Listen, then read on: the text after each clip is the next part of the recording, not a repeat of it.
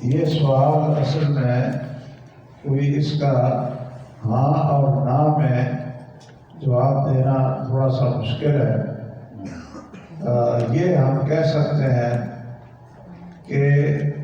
جس آدمی کا کاروبار اس طرح کا ہو کہ جو اس کی تعلیم اور تدریس میں، اس کے تحقیق میں، مطالعہ میں رکاوٹ نہ بنتا ہو، تو پھر تو کوئی حرج نہیں ہے وہ تعلیم تدریس کے ساتھ اس طرح کا کاروبار جاری اور ساری رکھے۔ لیکن اگر وہ کاروبار اس طرح کا ہے کہ جس میں تعلیم اور تدریس میں، مطالعہ میں خلل آتا ہو، تو اس کو چاہیے کہ وہ مطالعہ کے لیے اور مناظرے کے لیے اور تعلیم تدریس کے لیے ہی وقف ہو جائے۔ کاروبار باقی دنیا کرتے رہے گی اور یہ دین کی خدمت کرتا رہے گا تو اللہ ذوالجلال اس کے لیے بھی راستے کھول دے گا۔ وہ آپ کو حدیث یاد ہوگی کہ دو بھائی تھے رسول اللہ صلی اللہ علیہ وسلم کے صحابہ کرام میں سے۔ تو ایک بھائی کیا کرتا تھا، وہ رسول اللہ صلی اللہ علیہ وسلم کے ساتھ ہی جڑا رہتا تھا، مسجد میں رہتا تھا، اصحاب صفہ میں شامل تھا، اور قرآن یاد کرنا، رسول اللہ صلی اللہ علیہ وسلم سے حدیث یاد کرنا، اور دوسرا کاروبار کرتا تھا۔ جو کام کرتا تھا کھیتی باڑی میں، اس نے آ کر اس کی شکایت کی،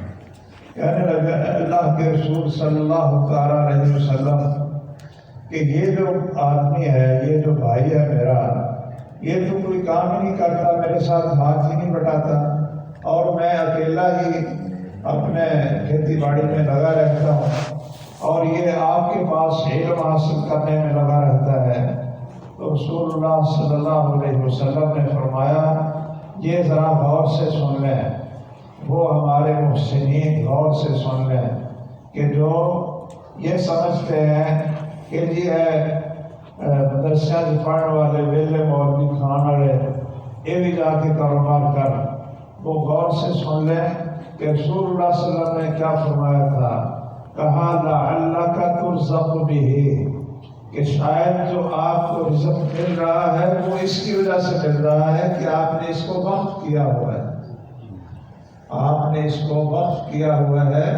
اور جو آپ کو مل رہا ہے وہ اس کی وجہ سے مل رہا ہے۔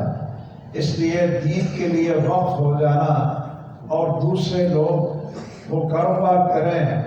اور جو دین کے لیے وقف ہو جائیں، ان کی خدمت کریں، تو اللہ ذوالجلال ان کے کاروبار میں برکت ان کی وجہ سے ڈالتے ہیں۔ اور